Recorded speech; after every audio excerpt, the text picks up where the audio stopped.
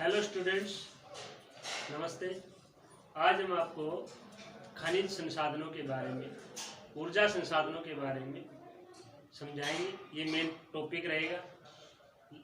8th class में भी 10th class में भी इसका जिक्र आता है। तो हम पढ़ते हैं खनिज क्या है और ऊर्जा संसाधन क्या है। तो खनिज वे रासायनिक और भौतिक तत्व हैं जो हमारी भूमि के अंदर पाए जाते हैं। चट्टाने हैं, अनेक प्रकार के खनिजों के जो समरूप तत्व होते हैं, उनके संगठन से चट्टानों का निर्माण होता है। तो खनिज और चट्टाने, खनिज उन्हें आप समझे, खनिज वे रासायनिक और भौतिक तत्व हैं जो एक ही प्रकार के होते हैं और भूमि के अंदर पाए जाते हैं, खनिज कहलाते हैं। इसके बाद बात करते हैं चट्टानों की। चट्टाने क्या है? अनेक प्रकार के खनिजों से मिलकर बनी जो शैलखंड है, उनका संयोग चट्टान कहलाता है। चट्टान मुख्य रूप से 3 प्रकार की होती है: अवसादी चट्टाने, आग्नेय चट्टाने, कायांतरित चट्टाने या रूपांतरित भी कह सकते हैं।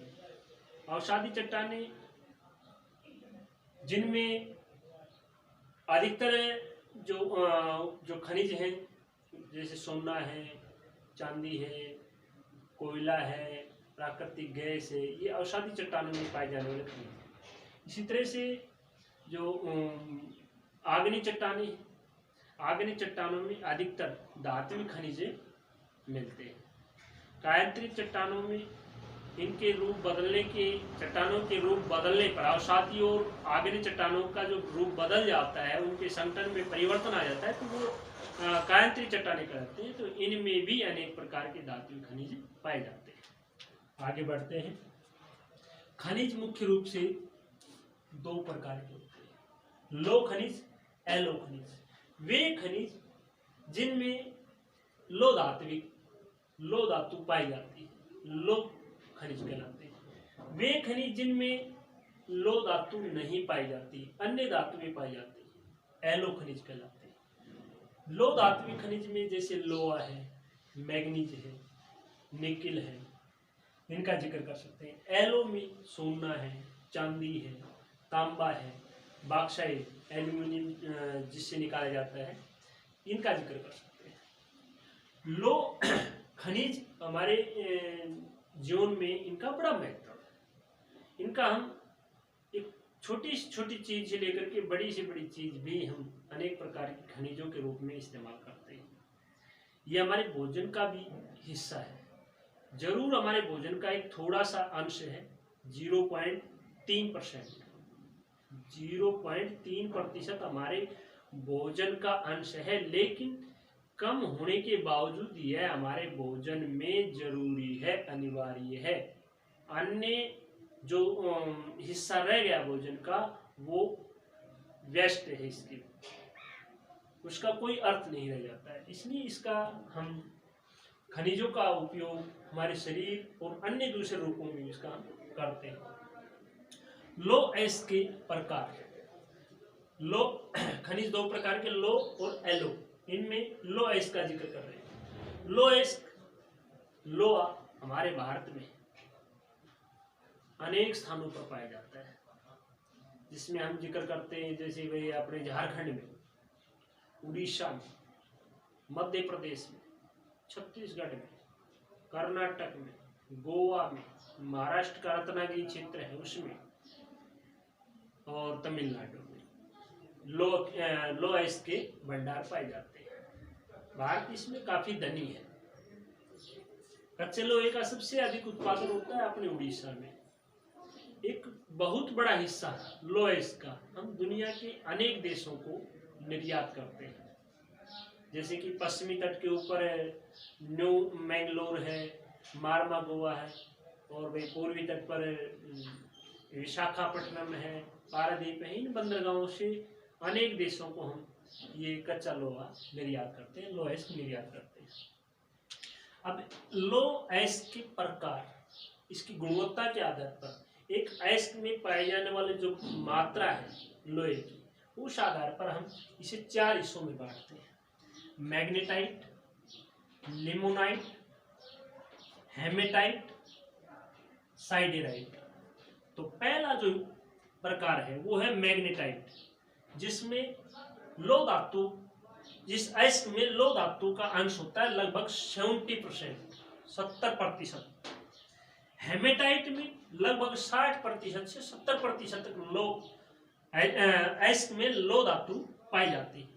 लिमोनाइट में 40 से 60% तक, और साइडेराइट में 40 से 50 के बीच में लो धातु है मिलती है। इनको याद रखने का एक तरीका है भाई, ये अगर नहीं भी याद रहती है ना तो इनको हम शॉर्ट में लिख सकते हैं। इनके पहले नाम है जो अक्षर है ना, इनको ले लेते हैं। जैसे मैग्नेटाइट का मैं, हेमेटाइट का है, लिमोनाइट का ले, महल और सा, महल सा याद रह जाएगा, महल सा। Magnetite, hematite, limonite, siderite. Okay, अब आगे बढ़ते हैं। लो अयस्क उत्पादक क्षेत्र, इनका हमने जिक्र कर लिया है। ठीक है, अब हम करते हैं मैग्नीज। अन्य जैसे धात्विक खनिजों, मैग्नीज है, बॉक्साइड है, अब्रक है, तांबा है, सोना है, इनका हम एक बार जिक्र करते हैं। मैग्नीज का उत्पादन भारत में मुख्य रूप से उड़ीसा में, झारखंड में आदि को होता है। ये मिश्र धातु के लिए उपयोगी धातु है। लोहे के साथ इसका मिश्रण करके एक कठोर धातु तैयार की जा सकती है, तो इसका बड़ा उपयोग है मैग्नीज का। बॉक्साइड अयस्क है, इससे एल्यूमिनियम प्राप्त किया जाता है। भारत में एल्यूमिनियम प्राप्त करने के लिए, बॉक्साइट से एल्यूमिनियम प्राप्त करने के लिए जो उद्योग स्थापित हुए उनकी संख्या कम है। कारण उसका एक, इस उद्योग में ऊर्जा की अत्यधिक आवश्यकता होती है।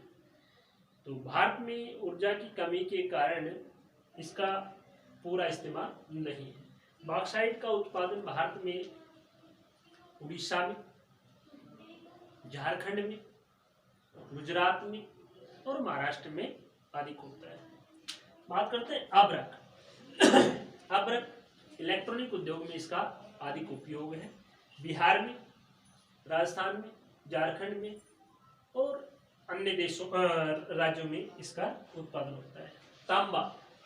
तांबा भी एक बहुत महत्वपूर्ण धातु है। हमारे लिए इसका इस्तेमाल है वो अधिक हो। तांबा हम प्राप्त करते हैं जैसे कि राजस्थान से, सबसे अधिक तो भाई झारखंड में है, सिंहभूम क्षेत्र, वहाँ से प्राप्त किया जाता है। उड़ीसा में भी कुछ क्षेत्र है, मध्य प्रदेश में है थोड़ा बहुत क्षेत्र, छत्तीसगढ़ में है। तो इस तरह से हम देश में अलग अलग हिस्सों से तांबा प्राप्त करते हैं। सोने की भाई बताते हैं कि कई क्षेत्र, एक दो क्षेत्र और प्राप्त हुए हैं हमारे देश में, लेकिन जो प्रमुख रूप से जहाँ पर अच्छी तरह से विकास खान का हुआ है वो विकसित खान है कोलार में, कर्नाटक के अंदर। तो एक ही खान है भारत में सोने की, कोलार, जो ये बहुमूल्य धातु है। तो ये तो थे अन्य दूसरे धात्विक खनिज। अब हम बात करते हैं ऊर्जा और शक्ति के स्रोतों की। ऊर्जा हमारे लिए बहुत ही महत्वपूर्ण है। अनेक प्रकार के उद्योगों को चलाने के लिए हमारे घर की जरूरतें भी ऊर्जा के ऊपर डिपेंड करती हैं। अनेक ज़रूरतें हैं ऐसी जिनमें ऊर्जा इस्तेमाल होती है। तो ऊर्जा की अनेक हमारे पास स्रोत हैं। सबसे बड़ा स्रोत हमारी पृथ्वी के ऊपर जितने भी ऊर्जा के स्रोत हैं वो सभी स्रोत केवल एक ऊर्जा के स्रोत से सारी ऊर्जा प्राप्त करते हैं, और वो है सौर ऊर्जा, सूर्य से ऊर्जा, जिनको हम अलग अलग रूपों में अलग अलग स्रोतों से प्राप्त भी करते हैं। देखिए आगे बढ़ते हैं। ऊर्जा के स्रोत दो प्रकार के होते हैं, एक तो परंपरागत ऊर्जा के स्रोत, एक गैर परंपरागत ऊर्जा के स्रोत। परंपरागत ऊर्जा के स्रोत वे स्रोत होते हैं जिनका हम उपयोग करते हैं, उपयोग करने के बाद ये प्रदूषण को, वातावरण को भी प्रदूषित करते हैं। इनमें अपशिष्ट पदार्थ भी निकलते हैं और लंबे समय से हम इनका उपयोग करते आ रहे हैं। और खास बात ये होती है कि इनका उपयोग हम करते समय अगर ये समाप्त हो जाते हैं तो इनका दोबारा उपयोग नहीं हो सकता और न ही पुनः पूर्ति संभव है, क्योंकि इनको बनने के लिए एक लंबे समय की आवश्यकता होती है। जैसे कि हम बात करें भाई जीवाश्म ईंधनों की, प्राकृतिक गैस है, कोयला है, या फिर खनिज तेल है जिसको हम पेट्रोलियम बोलते हैं, ये पदार्थ ऐसे हैं जिनको बनने के लिए एक वैज्ञानिक काल की आवश्यकता होती है। लेकिन अगर ये समाप्त हो जाते हैं तो इनकी पुनः पूर्ति संभव नहीं है। भाई मानव जीवन में तो है ही नहीं, इसलिए हमें जरूरत है इनके संरक्षण की।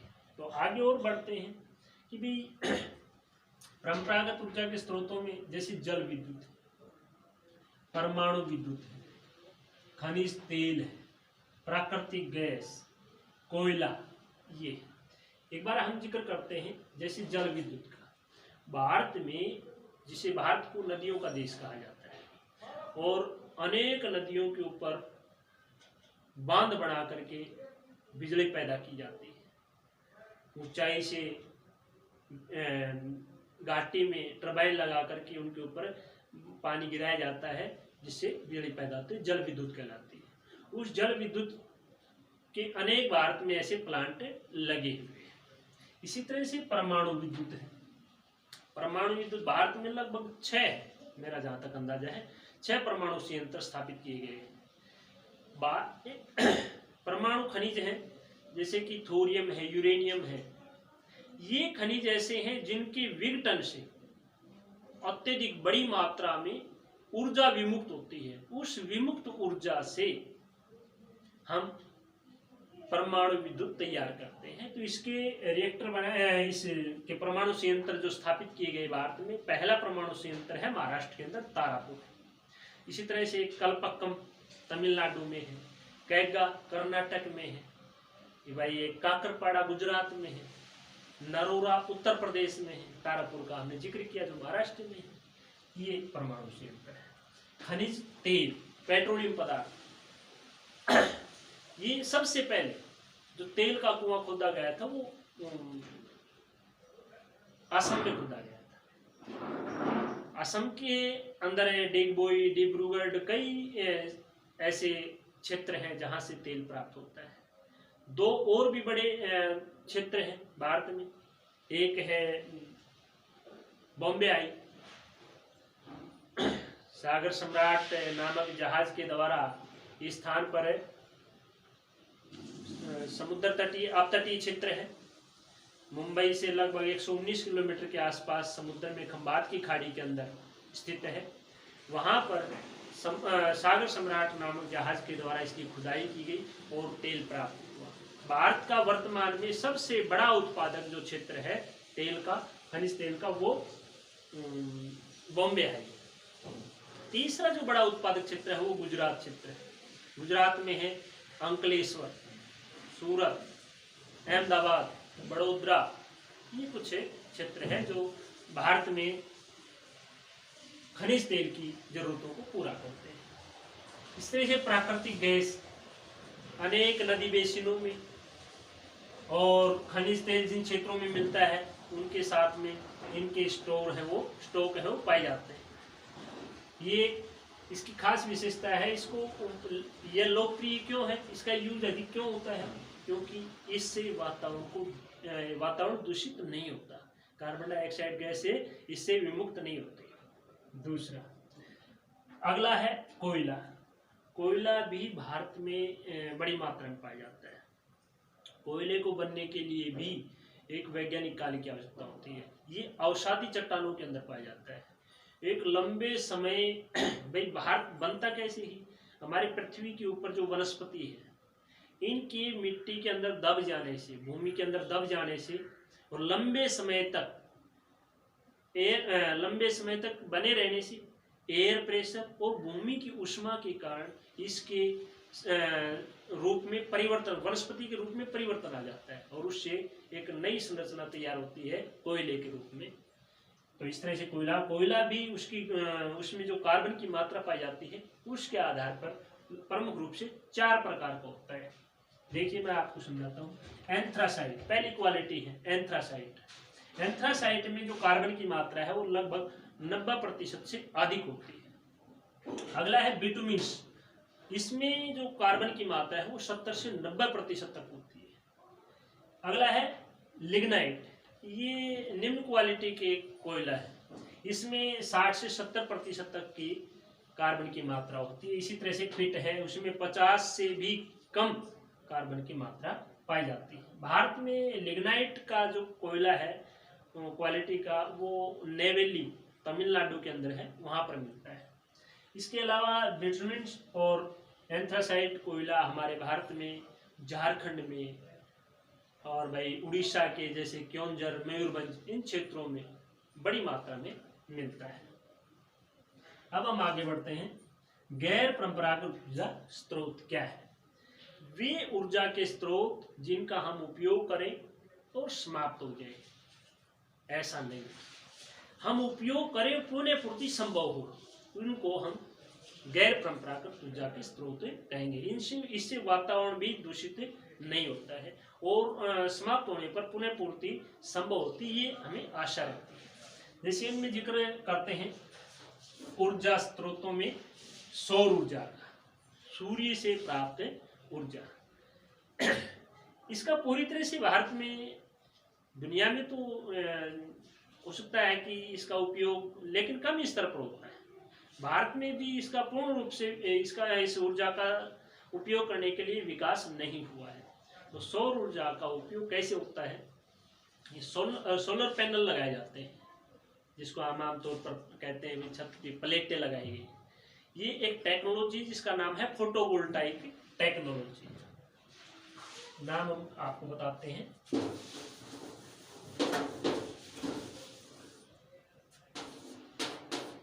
सूर्य से जो ऊर्जा प्राप्त होती है वो है हमारे पास, जिसको हम सीधा सौर ऊर्जा को हम अपनी ऊर्जा जिसका इस्तेमाल करते हैं उस ऊर्जा के रूप में प्रयोग करते हैं।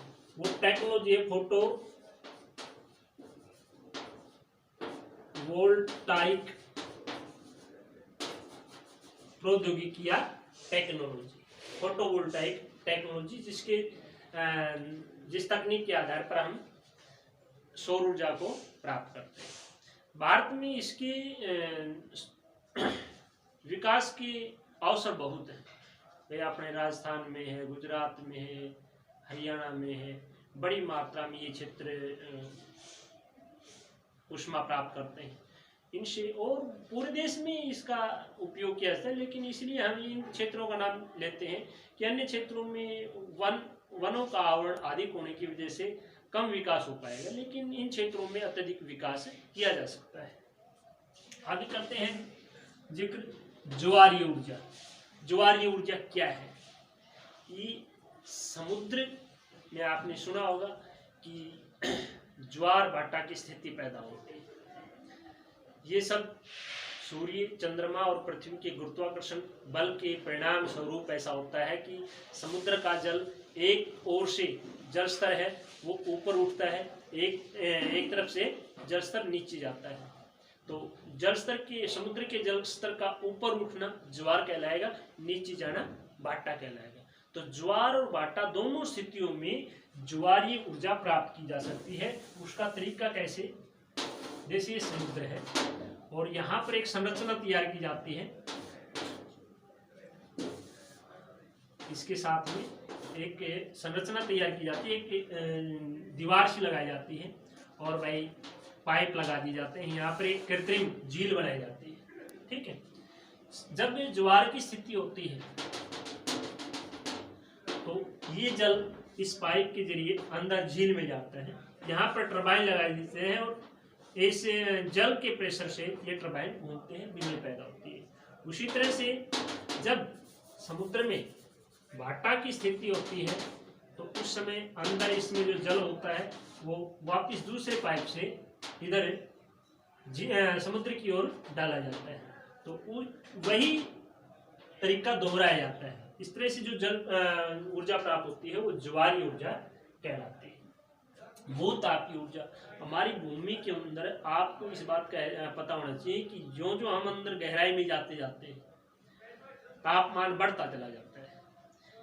लगभग 27 किलोमीटर की दूरी पर 100 मीटर की दूरी पर 1 सेंटीमीटर 1 डिग्री तापमान बढ़ जाता है और अलग अलग दूरी पर अलग अलग टेम्परेचर के बढ़ने और घटने की दर होती है। तो हम अगर केंद्र की बात करें, पृथ्वी के केंद्र की, तो केंद्र का तापमान लगभग 6000 डिग्री सेंटीग्रेड हमारे भूवैज्ञानिक मानते हैं। तो आप अंदाजा लगाइए कि 100 डिग्री तापमान के ऊपर कोई भी तरल पदार्थ है वो उबलने लगता है। तो 6000 डिग्री टेम्परेचर के ऊपर स्थिति क्या होगी, कोई भी ठोस पदार्थ है वो भी तरल या गैस में होता है।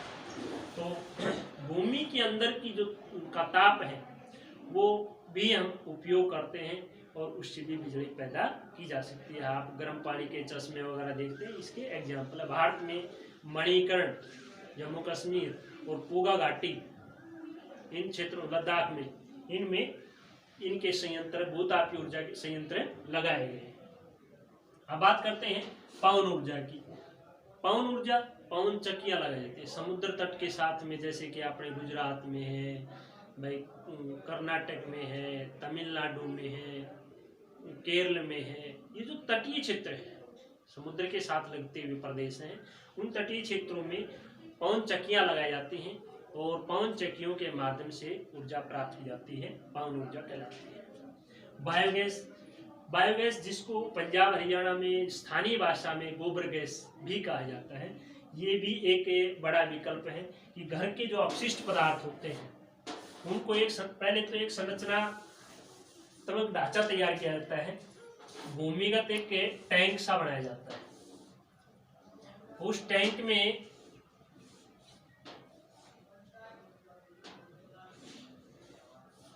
ऐसे एक भूमिगत टैंक बनाया जाता है।